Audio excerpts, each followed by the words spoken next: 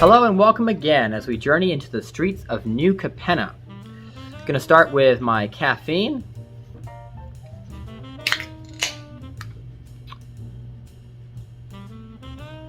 That's good. Alright, let's get started. So we're gonna start with the white cards that they've released so far. We've talked about a few, so I'm gonna try to skip over the ones that we've already talked about. But one that I was really excited about, kind of the star of the set, is Elspeth, who has returned to this plane. Elspeth Resplendent. So she's 5 mana, full devotion of white, so it's 2 white, 3 of any color. And she has 3 different loyalty abilities. The +1 loyalty ability is to choose up to 1 target creature, put a +1/+1 counter, and a counter from among flying, first strike, lifelink, or vigilance on it. That's the +1. The -3 is to look at the top 7 cards of your library. You may put a permanent card with a mana value 3 or less from among them onto the battlefield with a shield counter on it, which is a new thing that they're doing with the Streets of New Capenna. The shield counter means that the next time it would take damage, instead you just remove the shield counter from it. And you'll put it on the bottom of your library in a random order, the rest of the cards that you chose not to put on the battlefield. Then her -7 is really good. It's create 5 3/3 white angel creature tokens with flying.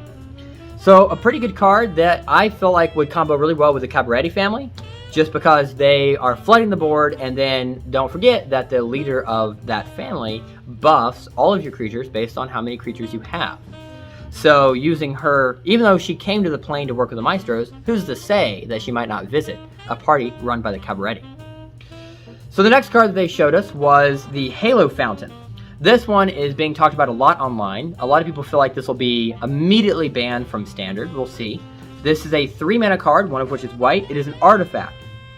So for 1 mana, you tap it, and you untap a tap creature you control and create a 1/1 green and white citizen creature token. Nothing big there. Second effect is tap 2 white mana, tap it, and untap 2 tap creatures you control, and that allows you to draw a card. So the final ability is what's talked about the most, which is that for 5 white mana, and you tap this card, and you must untap 15 tap creatures that you control. If you meet all those requirements, you win the game. So this card is, I think, an amazing card just from first glance.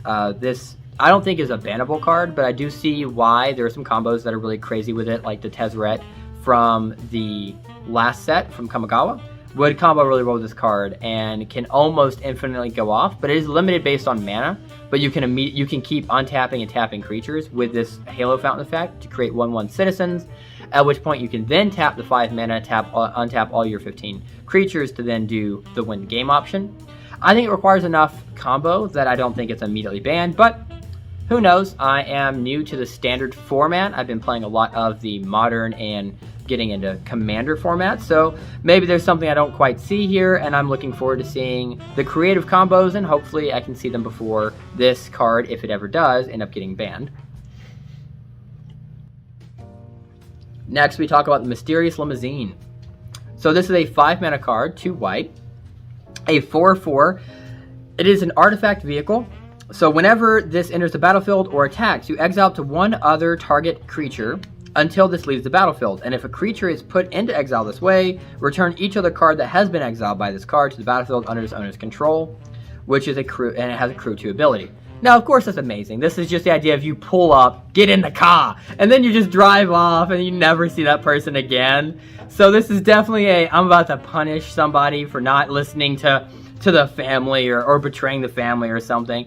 I cannot wait to see this card, and thematically, this is just a great card. I don't think that this is a bad card in any way, so I definitely see it seeing play, and then just lore-wise, just adds on to it. I hope that when this gets that this card gets played, I hope every time this gets played, somebody says, "Get in the car." I need to see that happen. So, and then you screech away. Then we have the Rumor Gatherer. So this is another 3 mana, 2 white card, Elf Wizard. Final white card for the day that we're going to go over. It's a 2/1, but the unique thing about this card is the new keyword they're bringing in with Streets of New Capenna called Alliance. Whenever another creature enters the battlefield under your control, that's how all Alliance works, that's how they trigger, you'll get to scry 1, and if this is the second time that this ability has resolved this turn, draw a card instead. So first card you play, you get to scry, and then the next creature that enters the battlefield under your control allows you to draw the card that you scryed. So that ends up being really good. The draw card only happens off the second time that it triggered. So what'll happen is that you'll continue to scry 1, but it won't matter. So really activating this card 3 times is the way to go. No point in having it go after that, unless you're putting that card on the bottom of the library. So that's pretty much it. That moves us into blue. We hadn't talked about any of these cards yet, so we'll start with Ledger Shredder, which is a 2 mana, 1 blue, 1 of any color, 1/3 Bird Advisor. So it has flying, and whenever a player casts their second spell each turn, this does another keyword they're doing with Connive. So you draw a card, discard a card, and if you discard a non-land card, you put a +1/+1 counter on this creature. I believe this is a keyword they're bringing back from another set. I have not seen that keyword before, but if I remember correctly, this is one that they're bringing back. And then we go to a Little Chat, which is 2 mana. The art in this card is amazing. Just the idea that the lieutenant of the head of the Maestro family is coming up to the head while you're sitting across from them. You're in a meeting with the head of the family, and you see here the picture of his first lieutenant coming up to him and whispering something in his ear, and then they both look at you with the faces that they're each making. Of course, the vampire is grinning and the vampire demon is scowling. So definitely not going to end pretty for you. Not a chat you want to be a part of. So it's a 2 mana instant, one of which must be blue. It has casualty 1. So what that means is that as you play the spell, you can sacrifice one of your creatures. And if you do that, you actually copy the spell. And I have a feeling that that little chat ended with you being the casualty of that little encounter. So you look at the top 2 cards of your library, put one of them into your hand and the other in the bottom of your library. Again, if you casualty 1, you get to cast it twice. So that's pretty good. Next up is a card that I know Eric is going to just love, just by name, if not the effect, which is An Offer You Can't Refuse. It is a 1 mana instant, counter target non-creature spell, and its controller creates 2 treasure tokens. I'll pay you 2 treasures, and I'll spend a mana, and then maybe we didn't see that spell happen after all. Alright, that's a really good spell. Next up, we talk about Wiretapping. This is one of the more modern versions of a card I love. 5 mana enchantment. It has Hideaway 5, which is that when the enchantment enters the battlefield, you can look at the top 5 cards of your library and exile one of them. You'll do that face down, and then the rest of the cards will go in the bottom of your library in any order. So just kind of like, oh, I listen into some information, and just that way I know I'm keeping something for myself in case things go sour. I've got this card that I can use. Whenever you draw your first card during each of your draw steps, draw a card. Then, if you have 9 or more cards in your hand, you may play the exiled card without paying its mana cost. So a good way to be able to say, well, I've set myself up properly. Maybe now I can introduce that card I hid away for a rainy day. Alright, so that's my pun for the blue. Next we go to black. So we've got 3 cards for black. We hadn't talked about any of them, but one of them is a card that they're bringing back into standard. So the first one is Cut of the Prophets. This is a 2 black mana and then X mana card. Casualty 3, so again, you sacrifice 3 creatures with power 3, or a creature with power 3 or greater, sorry, and then you copy the spell. So casualty 1 would have been that you sacrifice a creature with power 1 or greater. It's much like the crew ability. Apologies, I'm getting used to this new keyword. So you can casualty 3, sacrifice a creature with power 3 or greater, copy the spell, and this says you draw X cards and you lose X life. So this is a good way for you to be able to get some card draw in black, and typical that you would lose life to do that, and sacrifice a creature if to do it again. And keep in mind, you're not casting a copy of the spell, you're copying the spell. So whatever X was, happens again. Next we talk about Incriminate. So this is a 2 mana sorcery, one of which must be black. Choose 2 target creatures controlled by the same player. That player sacrifices one of them. So the idea here is that you incriminated one of the people of the family. You just incriminate both of them, and the family has to make a choice. Next up is very fitting, but is a reprint, which is Murder. A 3 mana, 2 black, 1 of any color, destroy target creature. Downside that is that you're not destroying target planeswalker with this. So the Kamigawa Assassin's Inc. ends up being a little bit of a better card here, but it's always good to have more than one option of removal, especially when you're dealing with families such as these. Next we move on to red. Alright, so we did see one of them that I've talked about in the red here, and I think that's the only one. I'll still go over it just to give another reaction to the card. So the first card is Devilish Valet. a 3 mana 1 red 2 of any color, a 1/3 Devil Warrior with Trample and Haste, and it does also have Alliance that whenever another creature enters the battlefield under your control, you double the power of this card until the end of the turn. So I can definitely see that comboing really well, especially if you flood the board with tokens. It's a red deck, so I think a lot of the immediate reactions would be, like in Modern, you run Krinko Mob Boss, or even in Commander, you run a Krinko Mob Boss where you tap it and create a 1/1 Goblin creature token for every Goblin you control. And so you do that and you combo it off enough, even one wave of like 5 would continue to exponentially grow this card. So I'm not doing the math in my head here, but that ends up being a big card. So that, and it's, with it having Trample and Haste, you play it out and flood the board in the same turn. That ends up being something that's hard to stop. Next is Jaxus the Troublemaker, a 4 mana human warrior. This is a legendary creature. It is a 2/3 with the first ability being that if you pay 1 red mana, tap it, and discard a card, you create a token that's a copy of another target creature that you control. It gains haste, and when this creature dies, draw a card. You do sacrifice it at the beginning of the next end step, and must only activate this ability as a sorcery. The next ability is Blitz, which is for 2 mana, and Blitz works that if you play this card and then pay its Blitz cost, then it will have haste, and also whenever this card dies, you get to draw a card. But you do have to sacrifice it at the beginning of the next end step instead of paying the 4 mana you pay 2. So this is a pretty good card. It's a this looks like a fisticuffs situation, which I really like to see, where maybe this person's a boxer or maybe they're just in a bad situation where they have to fight their way out. So I definitely like that, and I like the ability of the card as well. Interesting that it basically has a red ability that gives something else haste. You're creating a token. I just love to be able to see that in Standard again. So I think this card sees a lot of play. Next is Light 'em Up. It's a 2 mana, 1 red, 1 of any color, casualty 2. So if you sacrifice a creature with power 2 or greater, then you get to create a copy of the spell, and you get to choose a new target for that copy. Light 'em Up deals 2 damage to a creature or planeswalker for 2 mana, dealing 2 damage. Not as good as Lightning Bolt, but it is a good card, and for Standard, I definitely see it being run a lot. And with it being able to target a planeswalker in addition to a creature, I could see this being cast again, so you're dealing 4 damage to a planeswalker, just about knocking them out if you don't just straight up kill them. Next is Strangle. Strangle is a 1 red mana spell. It's a sorcery. It deals 3 damage to a creature or planeswalker. So not as good as Lightning Bolt because it is a sorcery, but it is pretty good for it being a 1 mana spell. It's nice to be able to see something Lightning Bolt-esque coming back in.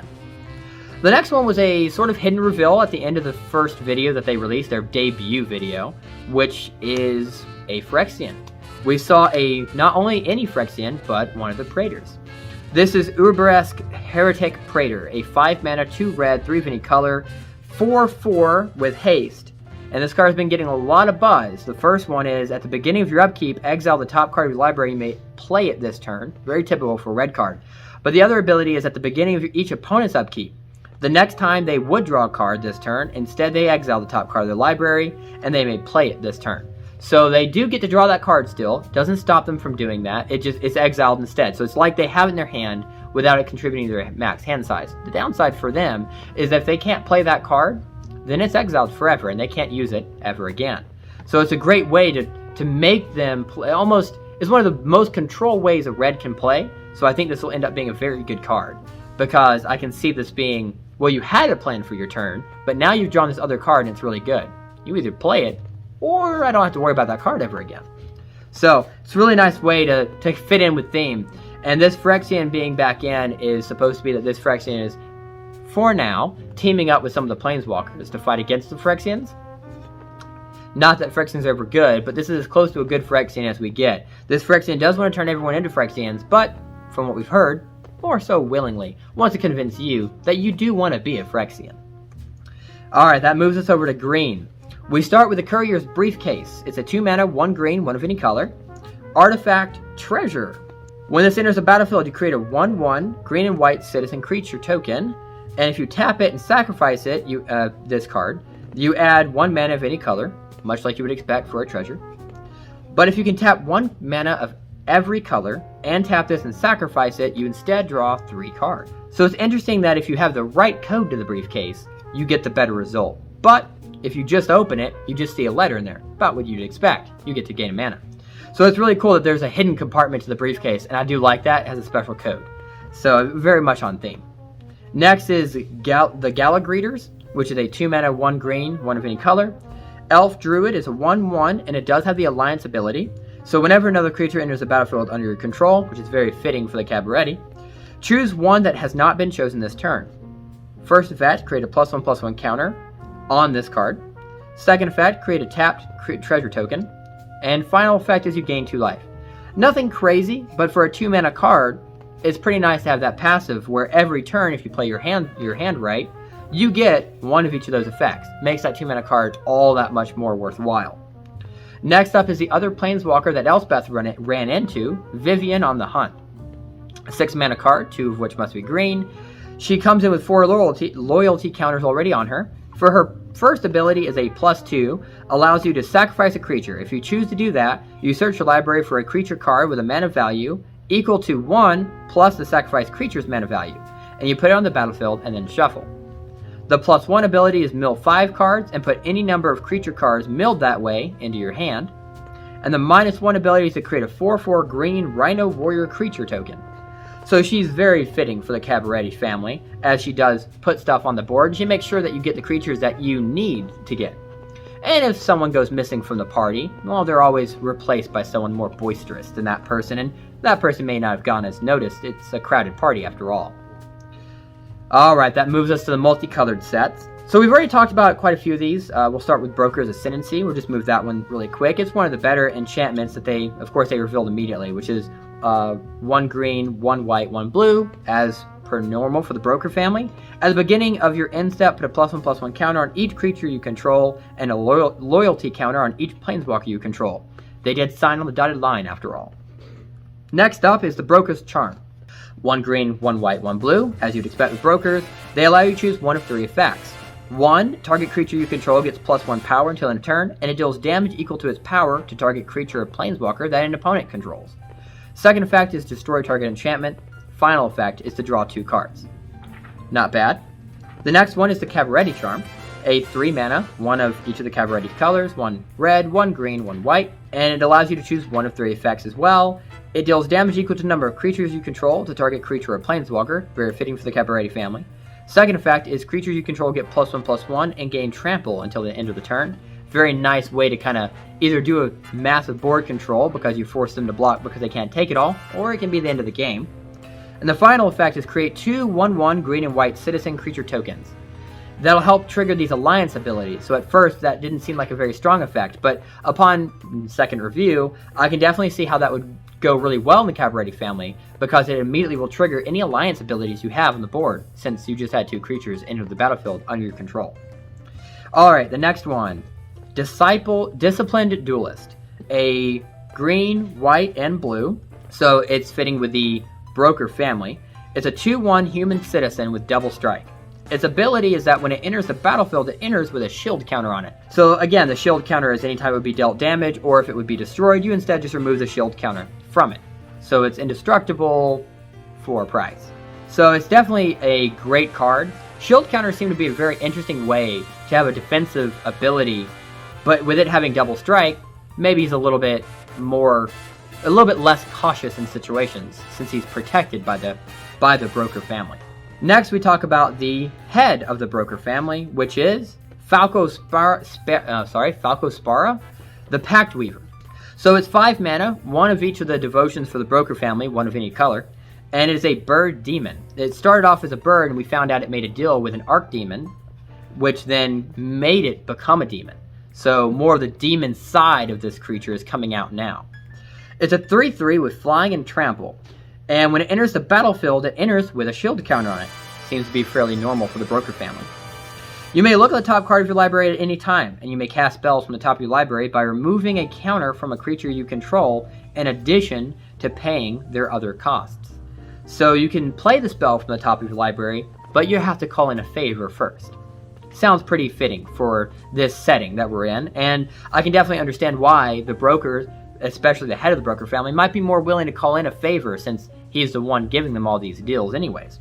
Alright, that moves us to the head of the Cabaretti family, which we have already seen, Jetmir Nexus of Revels. A 4-mana card, one of every devotion for its family, and then one of any color. 5/4 Cat Demon. Creatures you control get +1 power and have vigilance as long as you control 3 or more creatures. Creatures you control get +1 power and trample as long as you control 6 or more, and +1 power and double strike so long as you control 9 or more.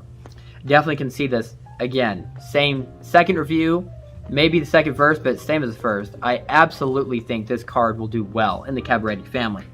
And in Commander, I think that this is a great Commander card, since a lot of Commander decks will flood with tokens and what have you. So long as you're able to run those colors, I think that this ends up being a really good card. And white is really good for token generation, as is green, and so is red. We already saw this one, but also the head of the Maestro family, Lord Xander the Collector. A 7-mana card, the more expensive of the head of the family, but he does like the finer things in life. He's a 6/6 Vampire Demon Noble. When he enters the battlefield, target opponent discards half the cards in their hand rounded down. When he attacks, defending player mills half their library rounded down. And when he dies, target opponent sacrifices half the non-land permanents they control rounded down. So, just as the first time we saw this card is absolutely nasty, and will probably suck the lifeblood out of any opponent that he chooses. Next, we move on to the Maestro's Charm, which is one of every color for the Maestros. Their charm is to choose one of 3 effects. First one, look at the top 5 cards of their library and put one of those cards in their hand, the rest into their graveyard. Second is each opponent loses 3 life and you gain 3 life. And the final effect is that it deals 5 damage to a creature or planeswalker. I definitely think that, just like when the first time I saw it, I like the card for the same reasons. Searching for that perfect answer, because they only like the most perfect things in life. Next is a Bird Rogue, a white, blue, black, Nimble Larcenist. A 2/1 Bird Rogue with flying. When it enters the battlefield, target opponent reveals their hand. You choose an artifact, instant, or sorcery card from it and exile that card. So very fitting for the Obscura, where they control all information coming in and going out of New Capenna. Next is, they just released this today, Ob Nixilis the Adversary. They did tell us this card was going to be in here, but they did not show us the card until today. So he's a 3-mana planeswalker. 1 black, 1 red, 1 of any color.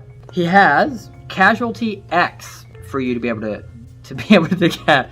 So the copy is not legendary and has starting loyalty X based on what you use for casualty. So you can copy him, so you get another version of himself with a loyalty of your choosing. Could even be more than he has. Maybe you create a stronger version of him than you just played. He is cheap after all. He's only 3 mana. His +1 loyalty ability is that each opponent loses 2 life unless they discard a card. And if you control a demon or devil, you gain 2 life. His -2 loyalty ability is that you create a 1/1 red devil creature token. When this creature dies, it deals 1 damage to any target. And his -7 ability is target player draws 7 cards and loses 7 life. Odds are that would be you, but it could be anyone if you need to finish them off. So yeah, very mysterious, this card. He's the more mysterious person coming into New Capenna. He's trying to start up a family of his own, actually. He's the 6th family. And he is not known by anyone except for us as players, and if Elspeth runs into him, then the other planeswalkers who run into him would recognize him as well, as he's coming into this plane to cause some sort of mischief. What that is, I'm not really sure. They are releasing the Planeswalker Guide, and there's also a story out for New Capenna. And Ob Nixilis is, whereas we know he's here, his methods are a little bit more mysterious. Next, we move on to the Obscura Charm, where they have 3 effects. One is return target multicolored permanent card with a mana value 3 or less from your graveyard to the battlefield tapped. Second effect, counter target instant or sorcery spell. And final, destroy target creature or planeswalker with a mana value 3 or less. Well, we know that Ob Nixilis the Adversary has a mana value 3 or less, so it definitely fits really well into destroying that planeswalker. But for the most part, I definitely think that this card is good for the Obscura, as it, again, is more control. It gives you the options you need for what information is more useful to you at the time. That does move us to the head of the Obscura family, which is Raphine Scheming Seer, a Sphinx Demon. We heard a little bit more about the story behind this card, which is that she was a Sphinx who tried to be able to see in the future, wasn't so great at it, or at least didn't seem to be so great at it, until she made a deal with a demon. When she made a deal with this archdemon, it gave her the deal of a lifetime where you can see into the future. but unfortunately she sees all of it all the time, and so she's not able to control when she sees it. And her entire family is designed to be able to understand what her visions are very quickly and try to make sense of them, because she can't. So then she's a 1/4 with flying. She has ward 1, and whenever you attack, target attacking creature connives X, where X is the number of attacking creatures. So again, you draw X cards, discard X cards, and you put a +1/+1 counter on that creature, the target creature who connived, for each non-land card that you discarded. So a nice way to be able to filter through information, and maybe the one that you're buffing up is the one who's most informed because of what you just saw. Alright, so next we get to look at a little bit more of the Riveteers. Their charm is that they can choose one. Target opponent sacrifices a creature or a planeswalker they control with the highest mana value among creatures and planeswalkers that they control. They exile the top 3 cards of their library you exile the top 3 cards of your library until your next end step. You may play those cards, or you exile target player's graveyard. So this card ends up being pretty good in my mind because it has a bit more of the control and makes this color combination much better. So we look at the head of that family, which is Zayatora the Incinerator, a 6-mana card. A Demon Dragon, 6/6, flying, and at the beginning of your end step, you may sacrifice another creature. When you do, this card deals damage equal to that creature's power to any target, and you create 3 treasure tokens. This seems like a pretty good card. Whenever you get to sacrifice one of your creatures to answer another creature, get some treasure tokens, they definitely get the job done, and they do it with some style. Something that makes the Riveteers very appealing to a lot of people. Sure, you've got to destroy your own thing, but you get to build up something that you like better. And that does it for the multicolors. That does bring us to the artifacts. We've got Chrome Cat for 3 mana, a 3/2 cat. Whenever this enters the battlefield, scry 1. Okay card, not very excited about it, but 3 mana 3/2 is respectable. And then you have the Getaway card for 3 mana. It's a 4/3 artifact vehicle. It has haste, because of course it does. And whenever Getaway card attacks or blocks, return up to 1 target creature that crewed it this turn to its owner's hand. It has crew 1. So you pretty much just use this to return something back to your hand. The idea here being that it's a 4/3, so it's a threat that someone does need to block, or you can use it to block something, and you can bring that creature back to your hand because it has an enter the battlefield effect, or maybe it just has some counters on it that's not appealing to you. So either way, it gets your card out of trouble. Alright, so we've already talked about the lands. They did have a few new ones that I want to go over besides their family lands. They showed us today Botanical Plaza, which is a land that enters battlefield tapped, and it goes for green or white, but it also has a 4 mana, tap this card, sacrifice it to draw a card, which is really good to see out of a land where it allows you to draw. The other one is Racer's Ring, which is just the green-red version of that card. 4 mana, does the same thing. We have the Skybridge Towers, which does, again, the same thing, but it does it for blue-white. And we have the Tramway Station, which does it for the black-red. We have Waterfront District, which does the same thing, but for blue-black. And those are all the things that we have to go over for today. Hopefully they'll release some more stuff. They probably won't over the weekend, so I will probably see you again on Monday. But until then, keep track of the story, and I'll see you next time.